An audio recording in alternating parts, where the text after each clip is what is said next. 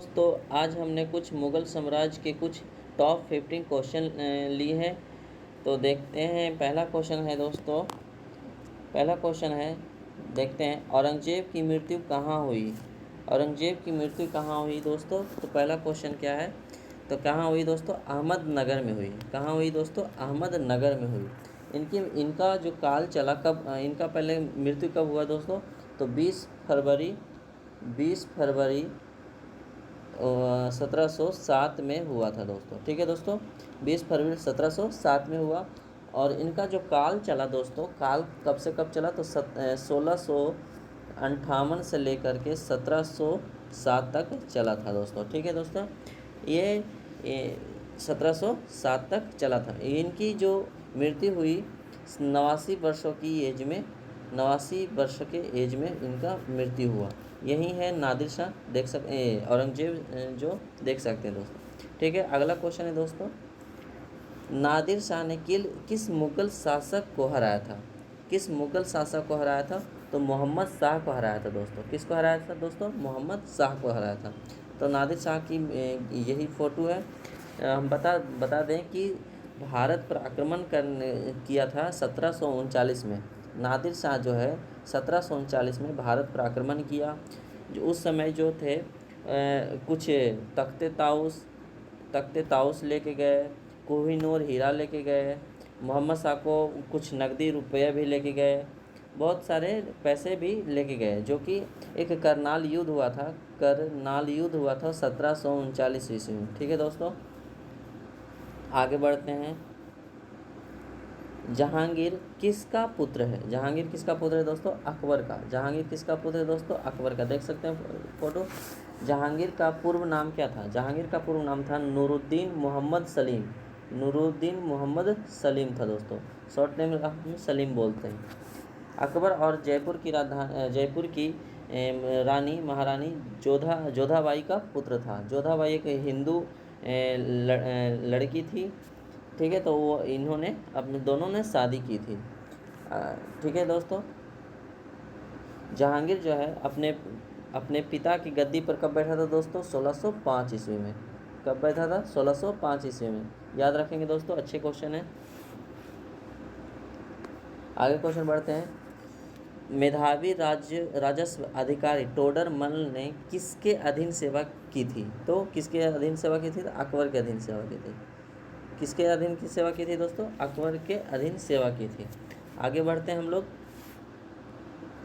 औरंगजेब किसका पुत्र था दोस्तों? औरंगजेब किसका पुत्र था? शाहजहां का। औरंगजेब किसका पुत्र था? शाहजहां का पुत्र था। ठीक है दोस्तों, आगे बढ़ते हैं दोस्तों। किस मुग़ल बादशाह ने 1526 में पानीपत की लड़ाई थी? बाबर। किसने लड़ी थी दोस्तों? बाबर ने लड़ी थी। एक एक्यूरेट डेट याद रखेंगे दोस्तों, क्योंकि आजकल के एग्ज़ामों में छोटे डेटों की चर्चाएं होती है, छोटे डेट पूछ दिए जाते हैं, क्योंकि ये बहुत पुराने क्वेश्चन है दोस्तों। ये इतने बार क्वेश्चन आए हैं ताकि ये लड़कों को पूरा धड़ल्ले से याद रहते हैं।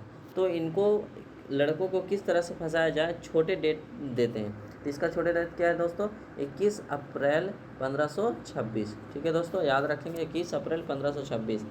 और ये किसको हराया था दोस्तों? इब्राहिम लोदी को हराया था। इब्राहिम लोदी को हराया था दोस्तों। ठीक है, याद रखेंगे दोस्तों। आगे बढ़ते हैं। भारत में पहले मुग़ल सम्राट थे, कौन आया था दोस्तों? बाबर। कौन आया था दोस्तों? बाबर। 1527 ईस्वी में खानवा की लड़ाई के बाद राणा सांगा को हराया और दिल्ली के सिंहासन पर अपना एक राजवंश बसा लिया। ठीक है दोस्तों, पहले तो इन्होंने 1526 में पानीपत की लड़ाई के साथ इन्होंने अंदर घुसे, भारत में आए। फिर इन्होंने 1527 में खानवा की लड़ाई में राणा सांगा को हराया और दिल्ली के सिंहासन पर मुग़ल राजवंश की स्थापना की दोस्तों। आगे बढ़ते हैं क्वेश्चन दोस्तों। किस मुग़ल रानी का नाम लिखा गया था और सिक्कों पर अंकित किया गया था? तो किसका दोस्तों? नूरजहाँ का। नूरजहाँ का, यही है नूरजहाँ, जो कि एकमात्र मुग़ल सम्राज्ञी थी जिन्होंने चांदी के सिक्कों पर अपना नाम अंकित की थी। ठीक है दोस्तों, ये किनकी पत्नी है? तो ये जहांगीर की पत्नी थी। जहांगीर की पत्नी थी दोस्तों। जहांगीर की पत्नी थी, याद रखेंगे दोस्तों। Next question. अकबर का जन्म कहाँ हुआ था? अकबर का जन्म कहाँ हुआ था दोस्तों? अमरकोट में। याद रखेंगे, अमरकोट में हुआ था। इनका जन्म एक्यूरेट डेट है 15 अक्टूबर 15 अक्टूबर 1542 में हुआ था दोस्तों। याद रखेंगे 1542 में हुआ था, जो कि कहाँ था? सिंध के अमरकोट में हुआ था। बात करते हैं सिंध है कहाँ?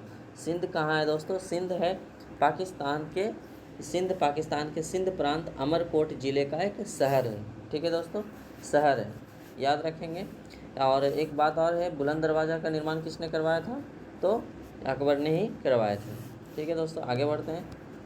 किस मुग़ल शाह ने मुग़ल राजधानी आगरा से दिल्ली हस्तांतरित की थी? किसने की थी दोस्तों? शाहजहाँ ने की थी। किसने की थी दोस्तों? शाहजहाँ ने की थी। ठीक है दोस्तों, आगे बढ़ते हैं।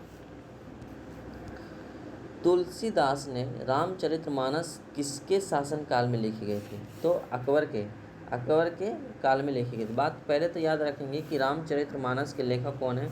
तो तुलसीदास थे। कौन थे दोस्तों? तुलसीदास। रामचरितमानस के लेखक कौन है? तुलसीदास।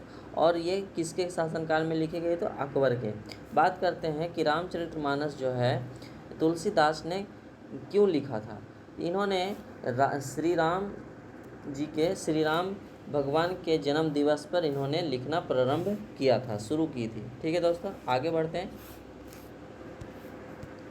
बाबर ने 1526 में उनकी जीत के माध्यम से भारत में मुगल शासन स्थापित किया था। ठीक है दोस्तों, किसने? इब्राहिम लोदी के। बाबर ने 1526 में किसके मतलब कौन हारा था दोस्तों? तो इब्राहिम लोदी हारा था। जीता कौन था? बाबर जीता था दोस्तों। ठीक है, याद रखेंगे। आगे बढ़ते हैं। किस मुगल सम्राट के शासन के दौरान भारतीय मुगल चित्रों का उद्गम हुआ? हुमायूं। कौन है दोस्तों? हुमायूं के समय में ही चित्रों का उद्गम हुआ, ये देखने को मिला। ठीक है दोस्तों, आगे बढ़ते हैं।